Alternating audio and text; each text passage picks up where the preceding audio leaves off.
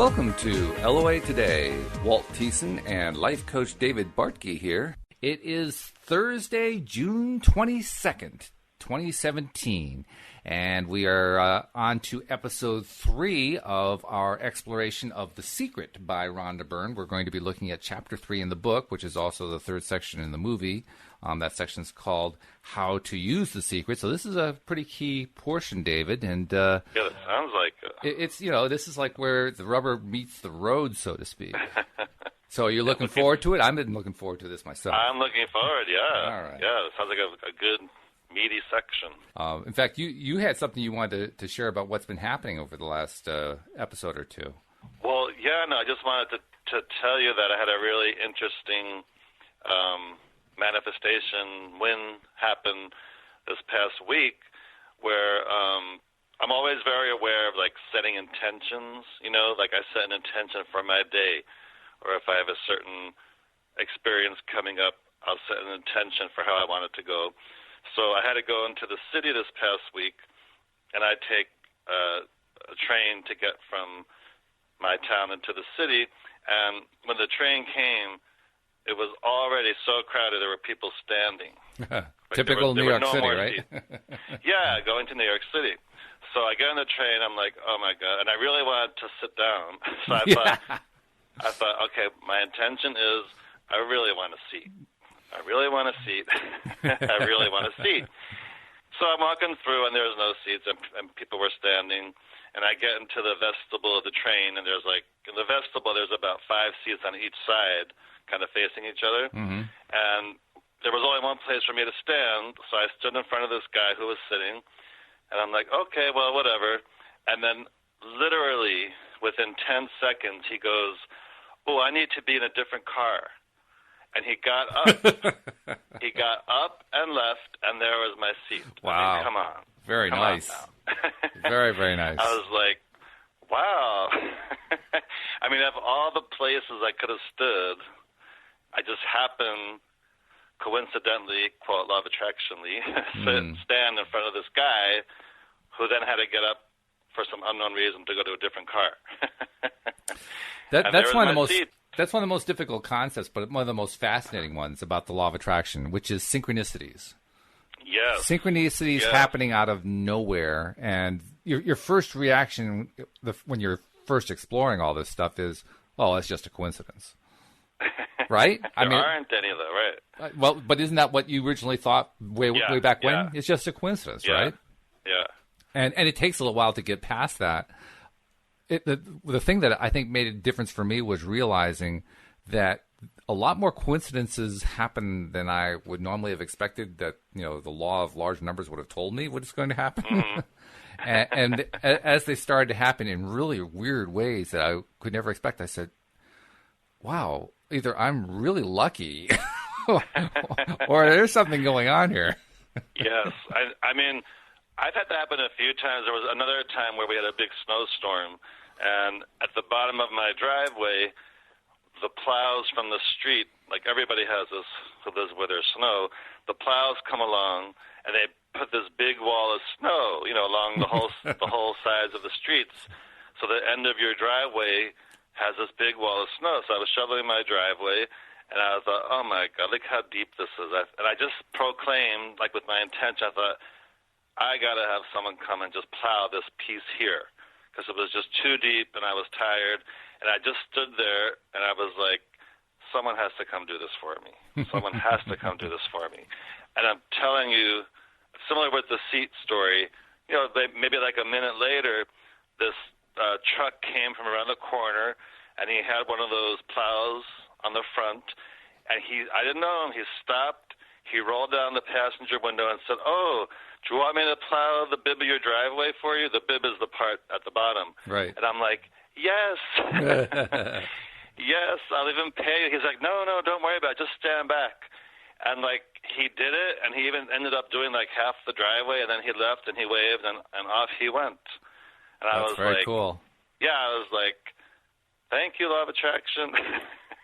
I mean, for me to be out there just at that time thinking that, and then this guy comes around the corner with his plow thing in the front and actually stops.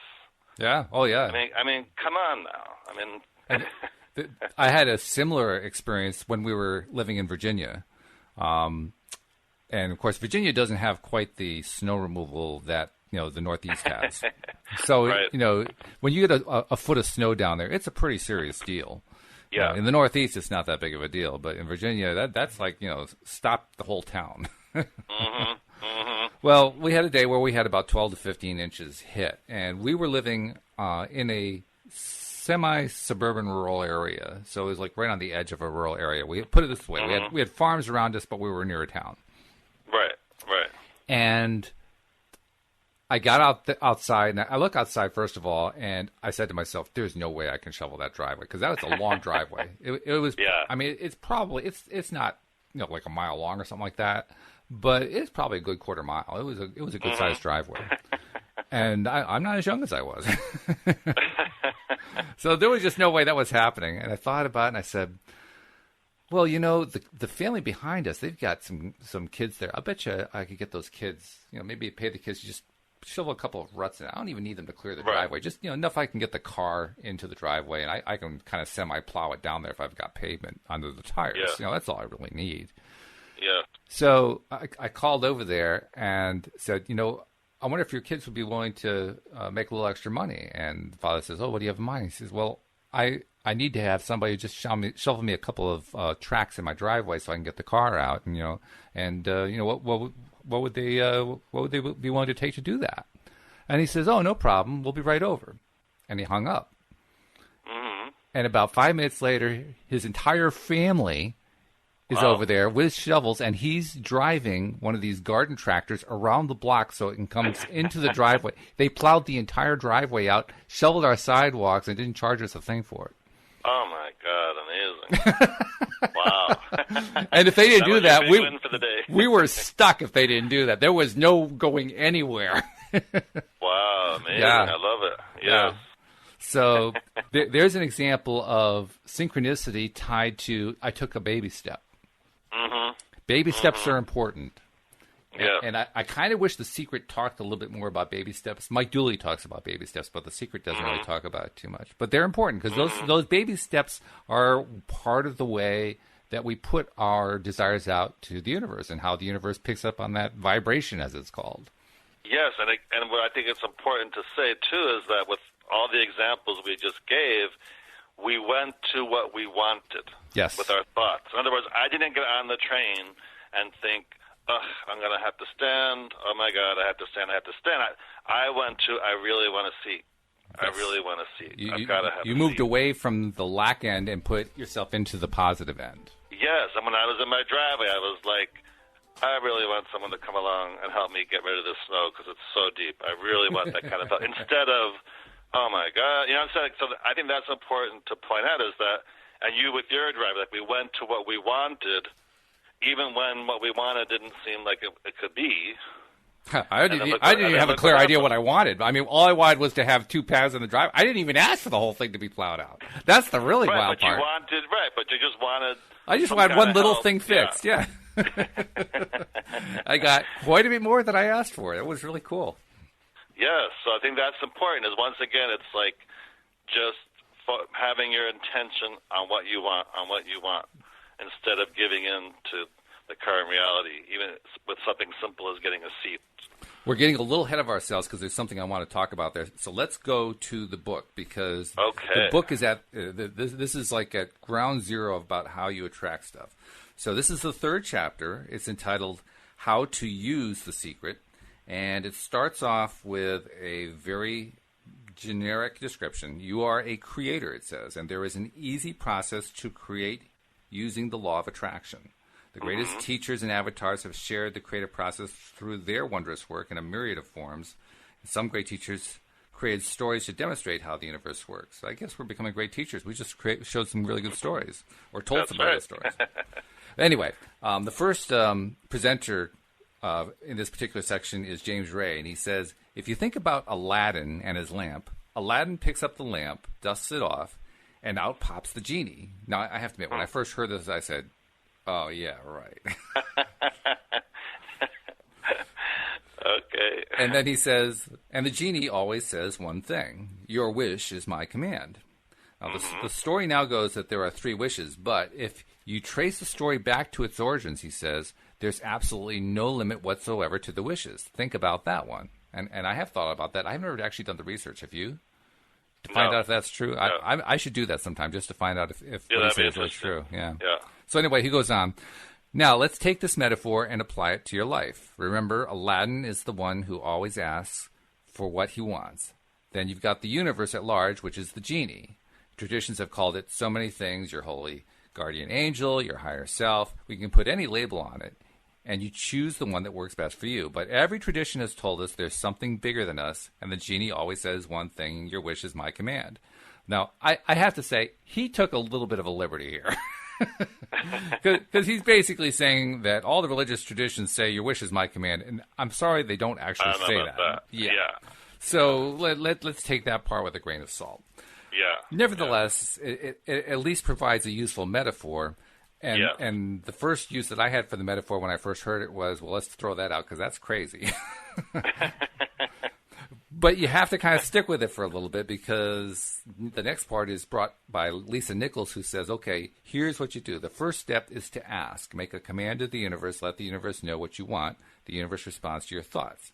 So that's what you and I did. We didn't even think of it as a command. Well, you thought of it as a command. I thought of it as a wish. Well, mine was more of an intention, not really a command. Yeah, an intention is probably a better term, isn't it? Yeah. Because it's not like we're giving orders to the universe.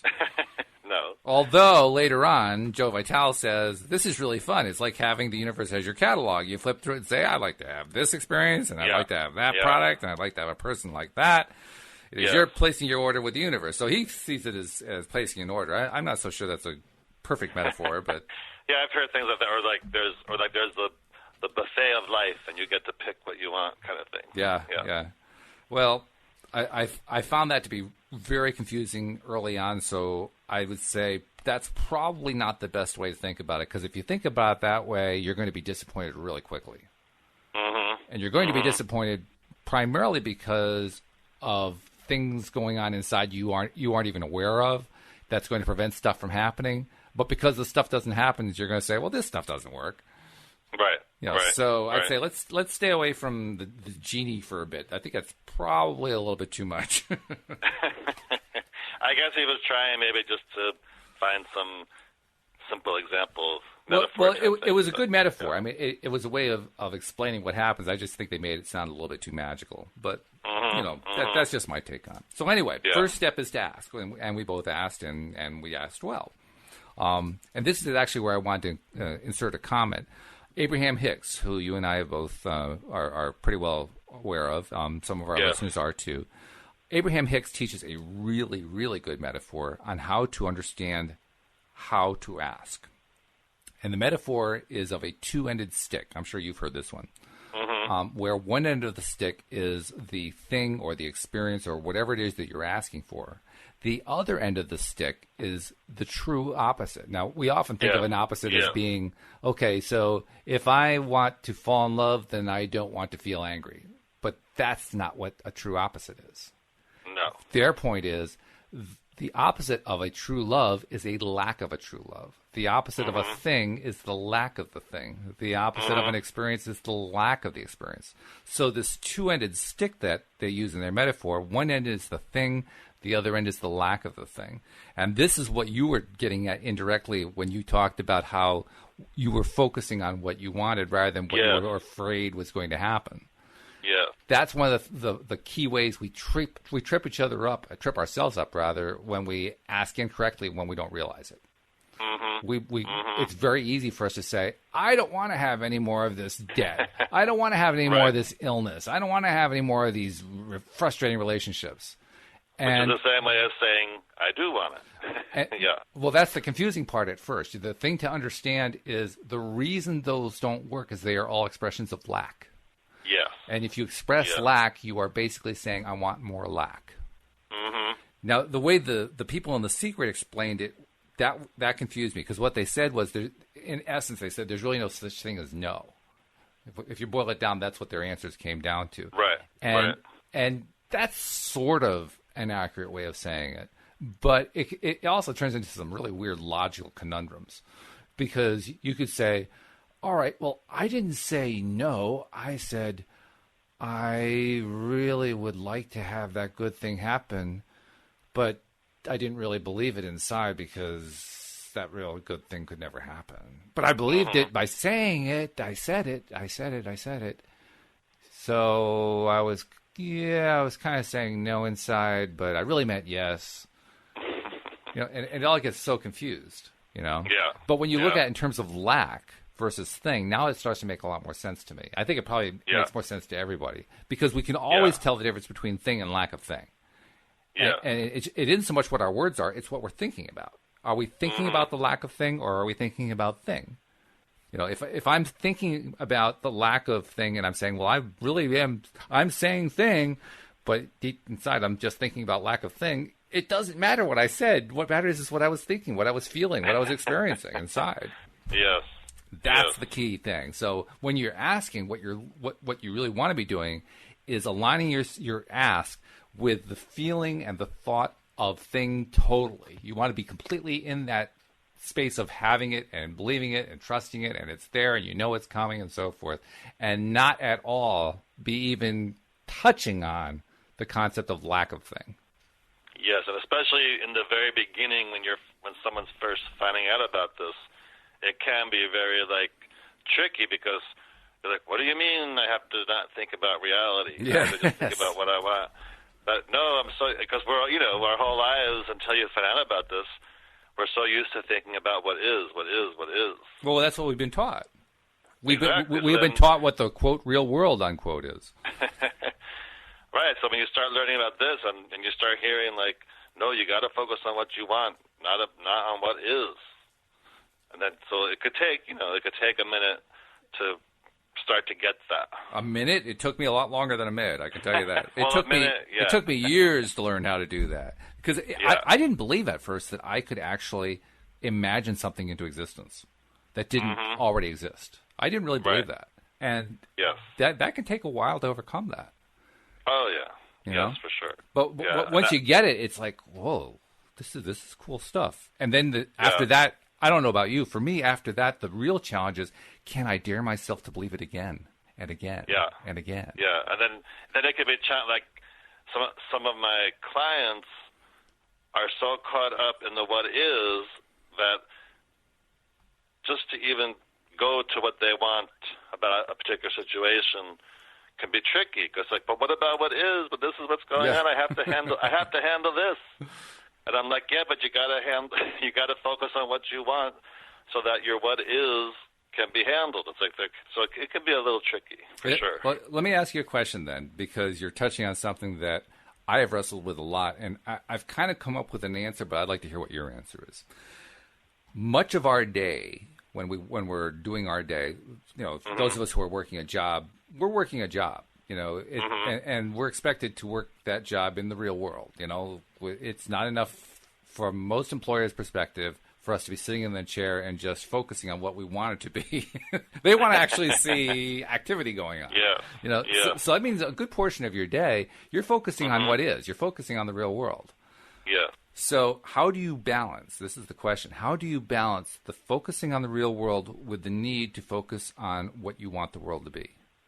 Because if you are someone who's going, some of the people I work with, maybe their business isn't growing great, and they're so caught up in it not going great, but they're like, what do you mean I have to focus on it going well? But it's not going great. So the point is, it's not that you ignore your thoughts can be in a different place.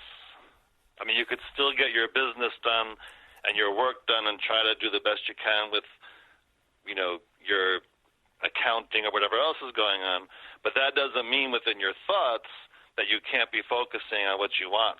Well, actually, it does, and this is where I get to the rub of it.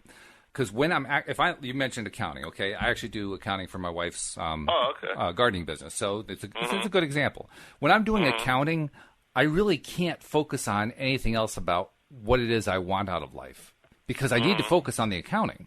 I need to focus on all the logical steps of doing the accounting. I can't be spending time while I'm doing that on the broader picture. So Right, so but during you're not so doing the accounting 24 hours a day. no, I'm not, and that's part of how I justify to myself how this whole thing works. Yeah. What we have to, I think, what we have to do is we have to come to the realization that sometimes we have to focus on what is. What we want to avoid is always focusing on what is. What we want to do is try to find as many opportunities as we can throughout the day to distract ourselves from what is appropriate times when it makes sense to do it within the context of our lives. But to take those times and dream bigger, to dream something that is bigger than, and doesn't really yet exist. And that's what I mean. We don't ignore our responsibilities. Right. But like you're saying, it doesn't mean though that on your break or after work, then you can do your law of attraction work, so you can still work on manifesting what you really want. And you can even take breaks during the day. I mean, absolutely. Most employers actually do approve of you taking a break. Once in the morning, once in the afternoon. I hope so. I believe it's actually required by law, but that's another thing. But the point is, you want to take those breaks because it's good for you. Nobody can focus on any piece of work and do the work well for hours and hours and hours at a time. Eventually, there is a fall off in your productivity. So it's important to take those breaks, first of all. Yeah. And when you're taking the breaks, like you say, that's the perfect time to do some manifesting. Right, and it's kind of like, there's a lot of people in the world who have their, quote, day job, but then they really want to be something else. So it doesn't mean that you don't go to your day job. It means you do, and you still be responsible, but you can still do the law of attraction work so that you can still attract what you really want to be. Right. Absolutely. So, okay, so the first step was ask. Let's go on to the second step. Second step is believe. And I have to admit, the first time I heard this one, I said, wait a minute, they went right from ask to believe. Where's the steps where you actually make it happen? It took me a while to realize that what they were really saying was believing is where you make it happen. And I said, okay. But that's what they mean. And here's a quote from Lisa Nichols that kind of explains it. She says, step 2 is believe. Believe that it's already yours. Have what I love to call unwavering faith, believing in the unseen. That was a big challenge for me, believing in the unseen. Yeah. But I think I mentioned that already. Yeah. And then moving on, we have Dr. Joe Vitale jumping in with the universe will start to rearrange itself to make it happen for you. And when I heard that one, I said, yeah, okay. How does that happen? And then Jack Canfield says, most of us have never allowed ourselves to want what we truly want because we can't see how it's going to manifest. Yes. Now, I was able to latch onto that one, rather. Yes. Yeah, because sure, yeah. If I don't see it happening, how do I believe in it? Right, yeah. And the batting average seemed really poor. So I was able to latch onto that pretty well. Then Bob Proctor says, if you do just a little research, it is going to become evident to you that anyone that ever accomplished anything did not know how they were going to do it. That was news to me. I had not really ever heard that before. He says they only knew they were going to do it. In other words, their determination was greater than their knowledge. Yes. And when I heard that, I felt really stupid. Well, I did, because I thought all these people who were creating all these wonderful things had a whole plan in place. I thought they had the whole thing mapped out. And to find out they were just seat of the pantsing it, like, oh, well, shoot, what am I waiting for? Yeah, so much of this is like unseen, quote, unseen. It's just, yeah. And it's realizing that great things that happen, this is where the whole universe thing really becomes important, because it's not like most people who create great things are actually doing all the creating by themselves. Right. They're using this greater power, this universal power, this law of attraction to do most of the work for them, because the fact is none of us can really do it all ourselves. We just don't have it all by ourselves. We don't have enough power in our own self, separate from the universe. Not like you can ever actually be separate from the universe, but you know what I mean. It's not like us isolated all by ourselves can do it by ourselves. It can't be done. And once we recognize that, then I find it easier, once I know that, I find it easier to let go and say, okay, well, I can't do it myself. Hey, universe, you better do it. Yes, and I like that word you use, like let go. Like you have to just let go and trust. Yeah. Let go and just trust and allow. That took me a while. Trust wasn't easy for me. trusting in this unseen thing that I didn't know anything about up until the time I saw this movie. Like, but what's interesting, you and all of us still felt truth about it. Yeah. That's what's interesting. On one level, it kind of violated everything we've been taught by our culture. On another level, you could just feel like, that just intuitively makes sense. Why does that intuitively make sense? I mean, where does that come from? But it's there. I can feel it. Yep. It's just that thing. Like sometimes you can just feel within yourself that something is true, or something is like, yes, you know what, that's right. I can just feel it within myself. That's kind of how a law of attraction for me, and it sounds like for you, like even though there were all these questions we had, and like, what do you mean, and what do you mean, and what do you mean, we still felt there was some like truth to it all. I wasn't sure at first if it was just me really wishing it could be true, or if it was truly me tapping into what was going on inside me, until I finally realized whenever I have that feeling of, that sounds true, I actually feel it in a particular place. I feel it in my gut. I feel it like in a direct line from my belly button up to my sternum. There's like a direct line there where I feel it. I don't know where you feel it, but that for me is where I feel it. Similar spot. Yep. Yeah, okay. Yep. So that's good to know. Other people feel the same way. And I think that's very interesting that even though there's all this mystery and the unseen, that we still feel that pull towards it, like towards it being true. And we feel it in a similar way, which is really interesting. Yeah. So okay, well, I think believe is where we trip up most of the time. But the third step, when I heard that one, I said, okay, this is really off the rails. Because the third step is to receive. And I said, wait a minute. How did we get to receive all of a sudden? It's like, didn't we just skip a whole bunch of stuff? That's what do they say? Does it say, like, the explanation of what that is? Yeah, well, Lisa Nichols starts it off. She says, step 3, and the final step in the process is to receive. Begin to feel wonderful about it.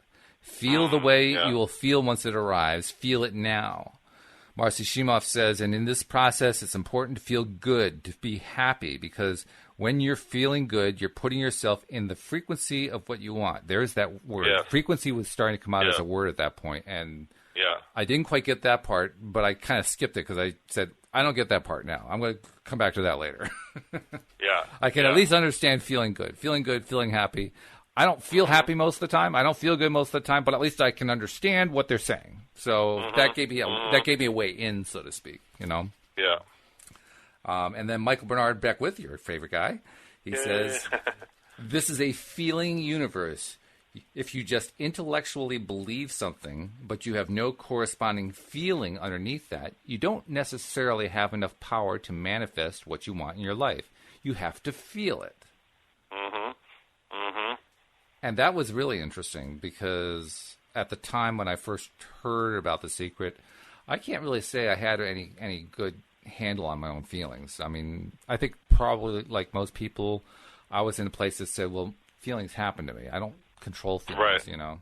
So it was a little bit disconcerting to hear him say, and to hear these others say all this stuff about feeling it and anticipating how it's going to feel it now, begin to feel wonderful about it and so forth, because I wasn't quite sure how to do that.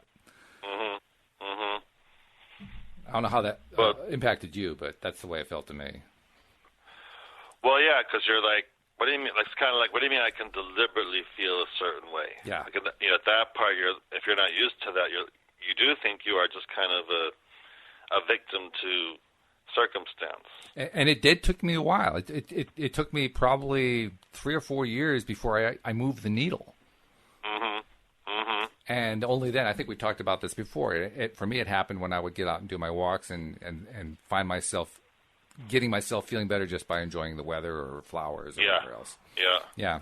But you're saying 3 years, like, I don't think the universe has a time frame. So No, I had the time frame. Right, that's what I'm saying. The universe terms 3 years might be like nothing. Well, that's true. Of course, for us, for like 3 years, oh my God. Well, also, it's individual to individual. Just because it took me 3 years doesn't mean it takes the listener 3 years, or it took you 3 years. It just took me 3 years. Yeah. You know, I was a slow learner. What do you want? But I'm saying maybe that's not a slow learn. Oh, maybe that's quick? Oh, well, I guess it depends on your perspective. I don't know. Could be. One thing that I do know is that this whole concept of ask, believe, receive was challenging. And because it was challenging, I think it challenges all of us. It challenges me to this day. But it at least gave me the framework to start thinking about it and to start asking questions. And I think that's probably the most important thing. You have to learn to ask the questions that are appropriate for you. Yeah. And everybody's questions are going to be different. Everybody's approach to this is going to be different. Now, some people are just going to throw the book away. But if you're willing to stick with it and study it and keep reading and keep learning, keep listening to podcasts like LOA Today. There's lots of literature out there, websites galore, all this kind of stuff. In fact, I don't know if you've ever heard of this. I just saw this the other day. There's a new app called Happify. Oh. Have you heard of that one? No, I haven't heard of that one. Happify is an interesting app. It's based on the principles of positive psychology, which is a relatively new branch of psychology, of course. We've talked about it before. Started in the mid-1990s. But essentially, it's an app that you can download to your iPhone or your Android or whatever. And it will basically... It basically gives you a series of games to play. But the games are all of an extremely positive nature. So I downloaded it today, actually, for the first time and got through the initial setup, which is your usual annoying setup. But I got through it. But did you actually, do it yet? I did, yeah. I got to play my first game. The first game, it was a really dumb game, but it was okay. It was a game where you saw a bunch of hot air balloons rising. Right. And each hot air balloon had a word on it.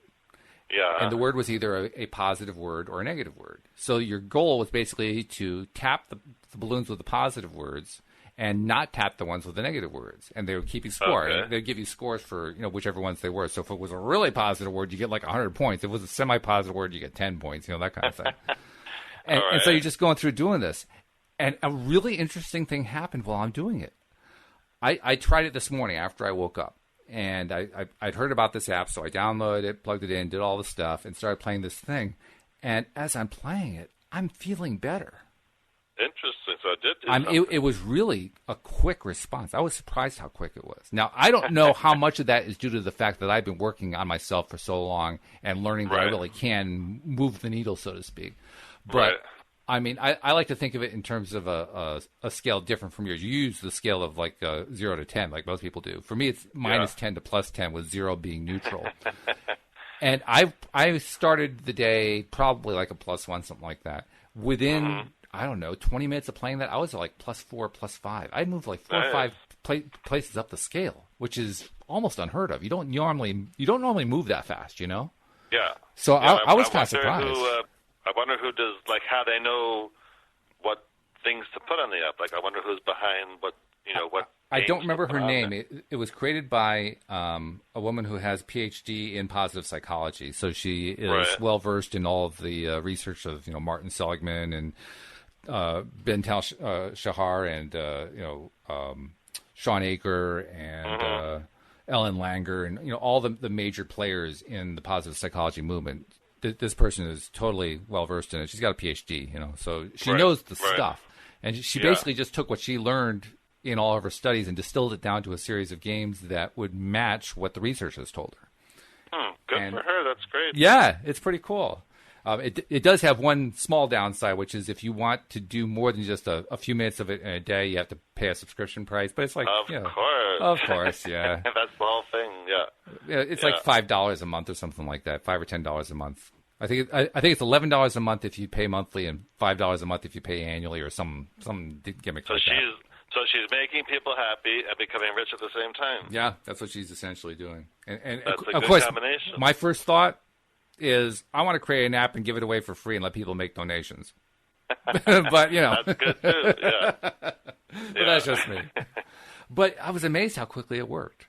So if you're like where I was at a number of years ago and thinking, well, I can't control my emotion. I can't control how I'm feeling at any given moment. My feelings are dependent on what's happening in the real world. Well, okay, use the real world. Use the Happify app. And it'll guide you to a happier place really quickly. You'll be amazed how fast it happens.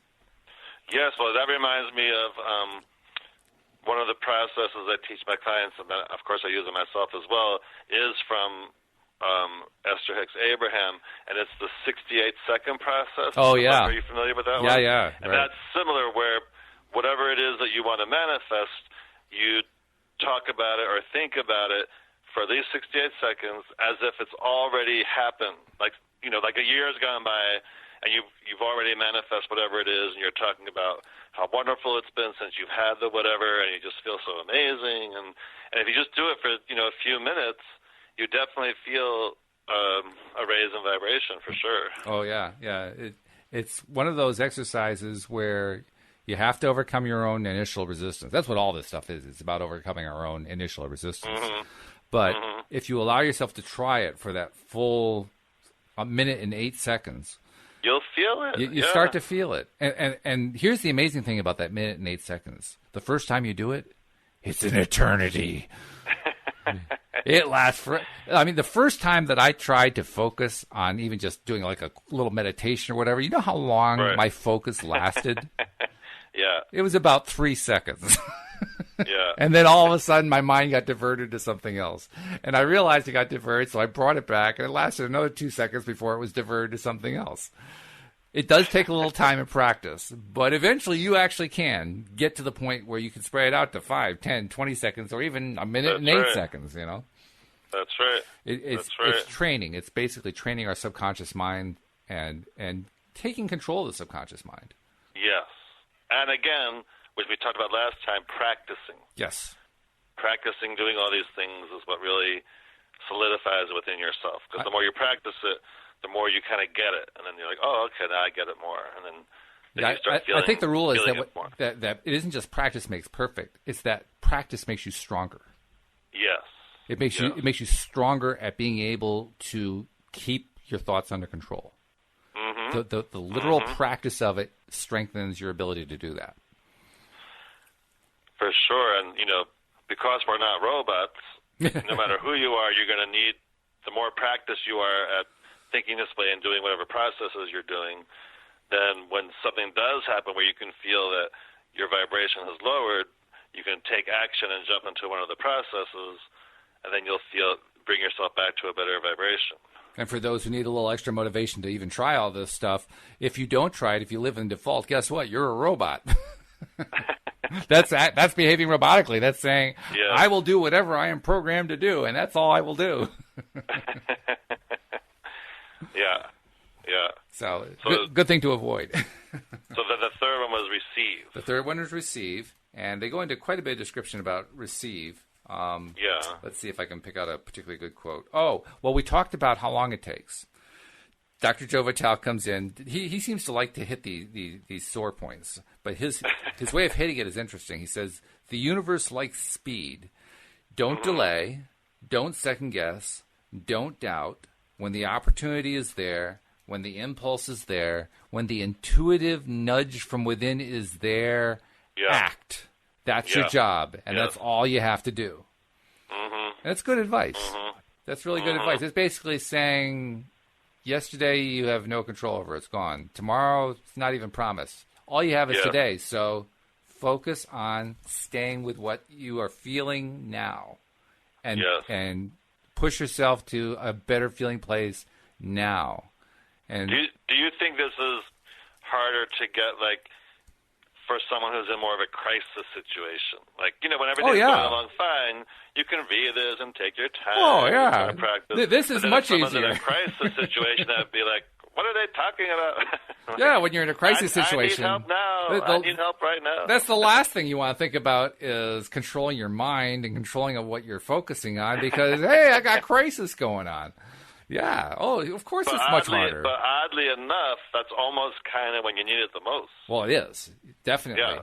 In fact, it's when you are in the crisis mode, and when you train yourself to stop and refocus onto the good feeling stuff, that's how you get crises to end faster.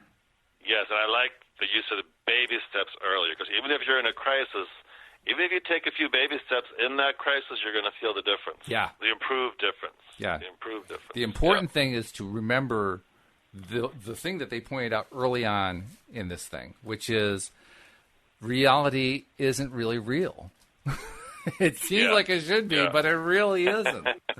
and I mean, that's in itself a very difficult concept. But the fact is, this so-called reality is completely governed by our thought process and our emotional process.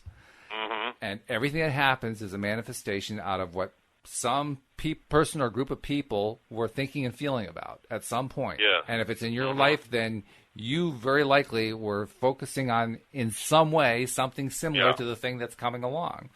And if the thing was negative, it's guaranteed prior to that, at some point, you were giving some pretty darn good focus on something negative that was very similar to it, or at least a similar vibration level, if you will. Mm-hmm. Yeah. Yes.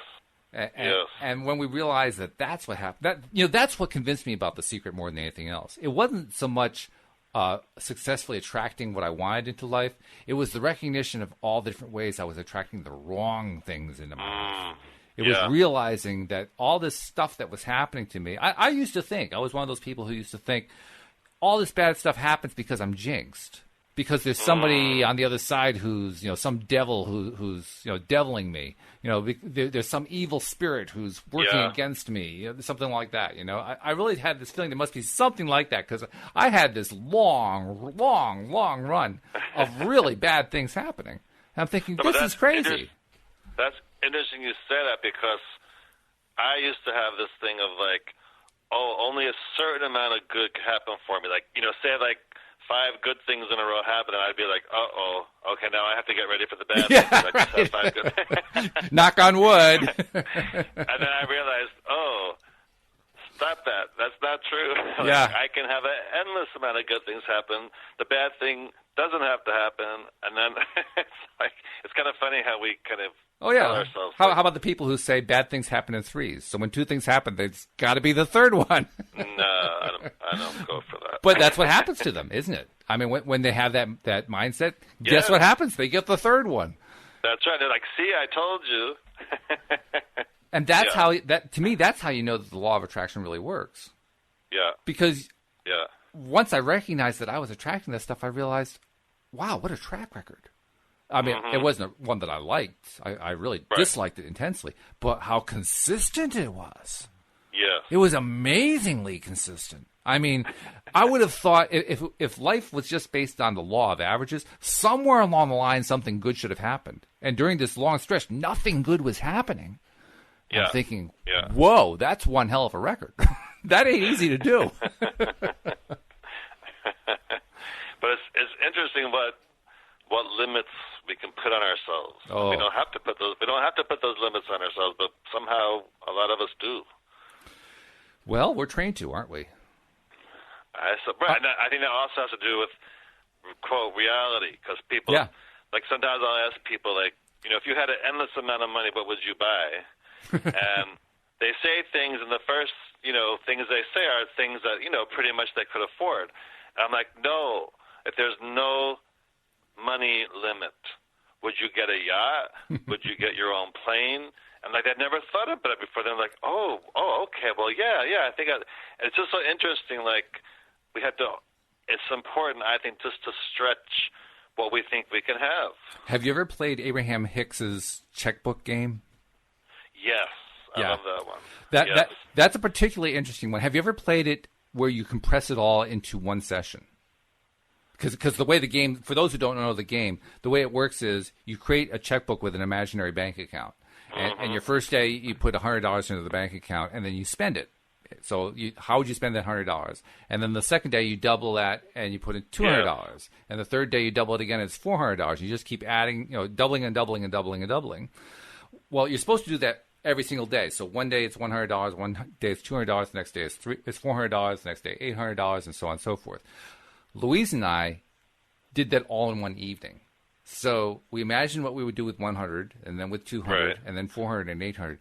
David, it was amazing. We only got up into the tens of thousands, and we started running out of ideas. Yes, and when I've done it, I'm on the internet searching for things. Yes. You know, how much is this house or that yacht or this? But it does what it does do. It really does. It does put you in that vibration of more abundance or more what you thought you could have. Yeah. Because suddenly you're like, oh, okay, well, this costs $60,000. So if I get that and the other thing that's $40,000, okay, there's my $100,000 for today. And it's like it really does. It stretches what you think you could have. I love it. It also taught me that I have a tendency to not really want things. That's interesting. Yeah. I mean, that's what happened to me. I got into the tens of thousands of dollars, and I think I got up to I forget what it was, $512,000, something like that. Yeah. And I was having trouble spending it because the idea is you're supposed to spend it on stuff you haven't spent it on already. Mm-hmm. Right? Each day you're spending on something new. And after a while, when you start getting up into the large numbers, it becomes tricky to come up with new ticket items. Yes. You know? But to me, that's where it really gets interesting because you're like, oh, my God, I have to spend $600,000 today. You must spend $600,000. But I love that you're depositing it. Like, oh, I'm depositing $600,000. And then even though you have to spend it the same day, it does something vibrationally. And it's great. But, yeah, it can be tricky in those higher numbers. But it was fun, like, doing all the research of how much, super expensive things were. I'm like, okay, well, I'll do that one and that. I'll buy that one and that one. Yeah, because that's what you end up having to do. You have to start saying, well, I got to spend the money anyway. Yeah. And so I'll just pick, sure, I'll take a jet plane. That's fine. Why not? That's right.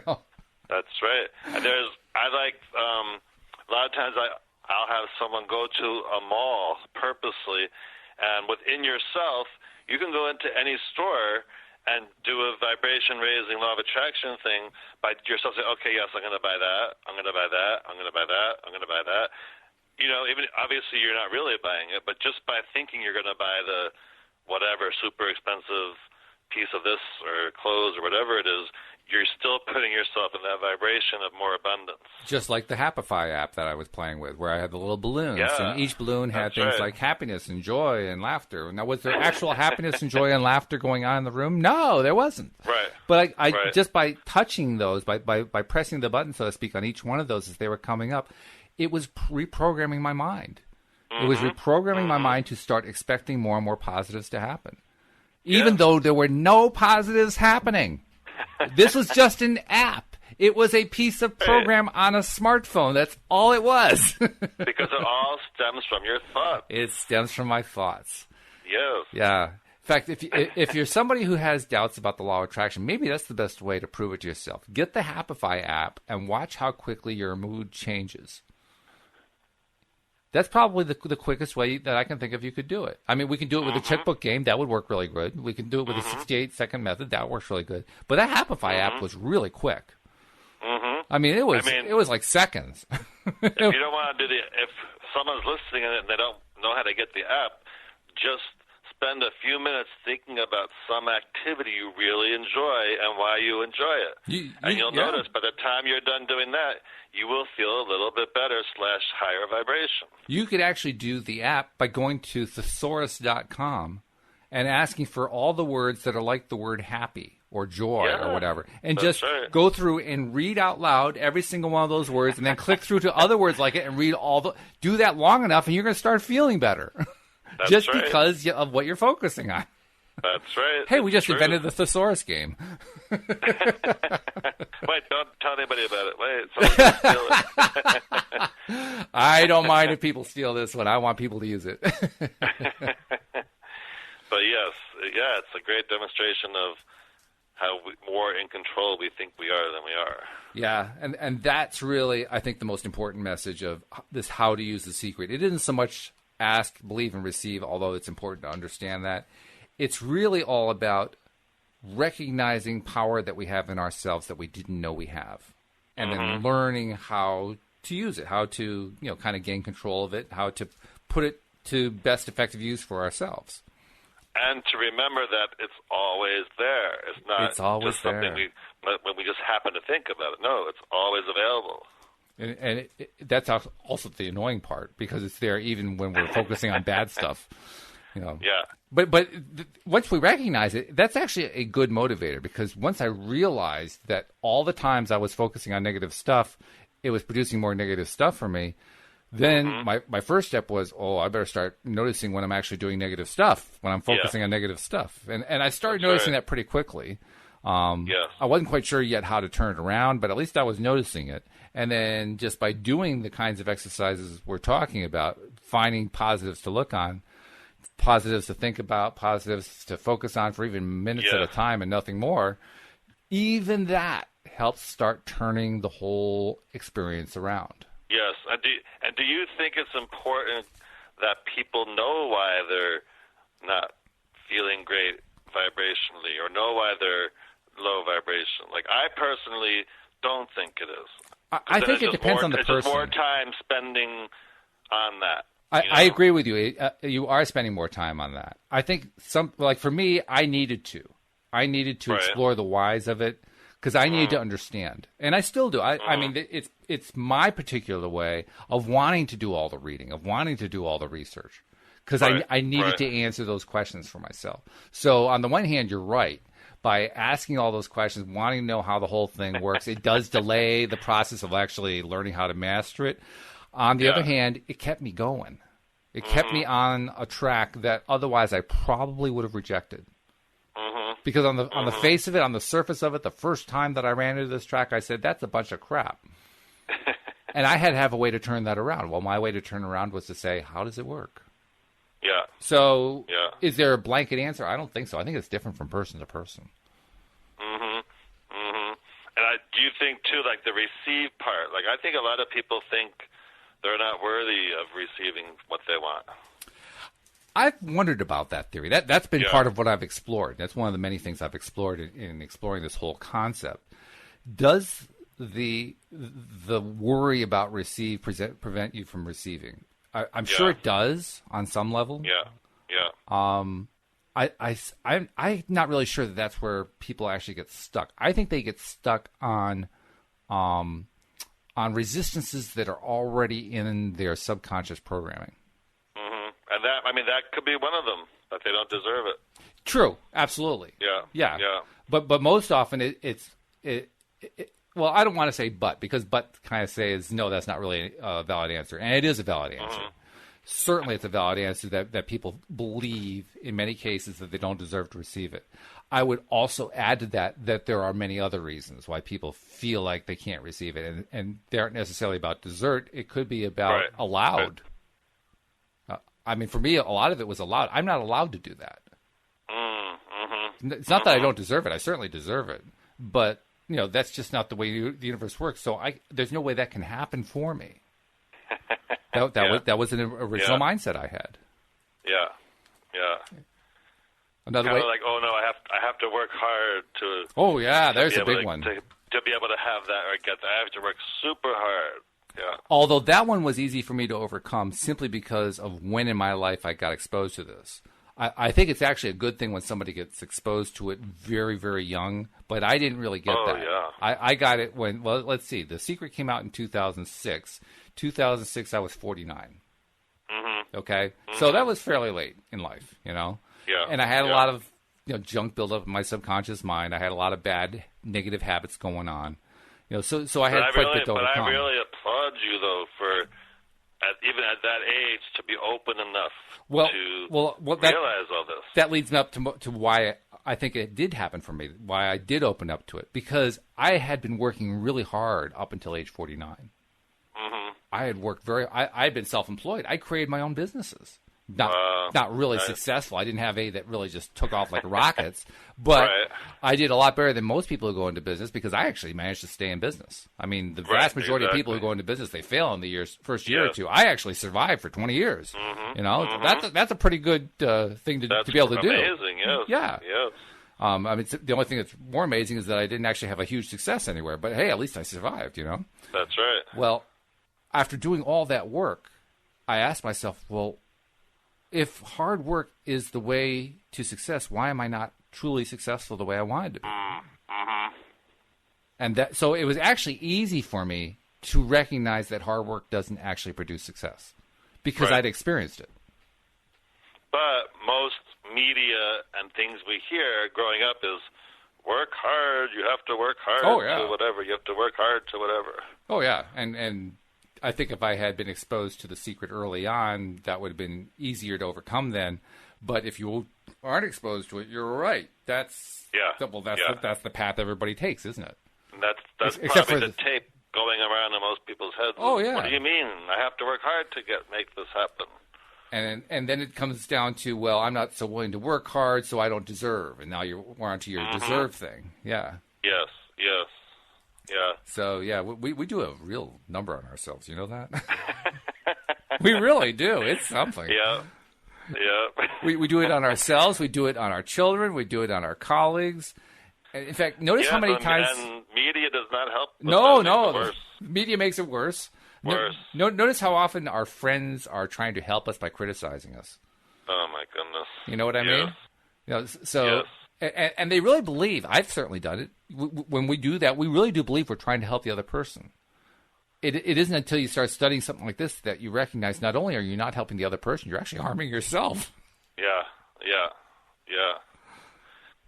Like someone told me a story the other day where as a young adult, they were making a big move from one country to another country, and their father said, "Oh, well, I hope you have your return ticket already, because just in case it doesn't work out." And like the person said, his father might as well just taken a bat and hit him over the head, because that's how it felt. Oh, sure. And it's a similar, no, don't say those things. Oh my God. Yeah. But it's amazing how often we do it. We do basically with other people what we do to ourselves, I think. We really do. Yeah, and I'm sure like you just said, I'm sure his father thought he was being wise by telling him that. Oh, this stuff is generational. Yeah. It gets carried on generation to generation. And indeed, even that is law of attraction. Yes. Like, where was the I believe in you, son, I know you're going to do great. That wasn't really there. Something. You better have your return ticket. I mean, come on, that's so... yes. And you can see even the modern generation of parents, they're trying, even if they aren't into the law of attraction, they are trying to change the message a bit. But what they're changing it to still doesn't work great. So what you see a lot of, they want to be encouraging to their kids, right? So what's the most common phrase that comes out of the mouth of a parent who's trying to be encouraging to their kids? Good job. Isn't it? Isn't that the most common phrase today? Good job. Probably. Good job, Joey. Good job. Which is once again reinforcing the whole notion that if you work hard, you will succeed. Yes. So even though they're being nicer, they're still reinforcing the same old tapes. Oh, my goodness. And it's not like that parents are mean-spirited about it. They actually think they're helping. And you got to give them some credit for wanting to help. They just don't realize that they're undermining themselves in the process. Yep. Some are. I just, always, I think it's so amazing when there are parents that are into the law of attraction and know about it. They totally come from a whole different place with their kids because of it. Yeah. I'm hopeful that more and more parents who are into the whole concept do teach their kids and do train their kids to be positive and think positive and feel good and so forth, because that's going to produce amazing results. Oh, yeah. I mean, there has to be, right? Because I feel even though law of attraction still isn't known by everybody, I feel like it's getting more popular. Well, unfortunately, with each year, as usually happens, we've run out of time. Oh, no, already? Wow. Already. See what I mean? It's always already. But we got 15 seconds left. But I want to thank you for joining us. Next week, we're going to do the next chapter, which is Powerful Processes. That's the 4th chapter. And, David, it's been a pleasure. Yes. And if anybody wants to find out more about me, they can just go to lifecoachdavid.com. And they can find out more there. And you can also subscribe to the podcast at loatoday.net or just listen here on PRN. And we'll see you all next time here on LOA Today. Goodbye, everybody.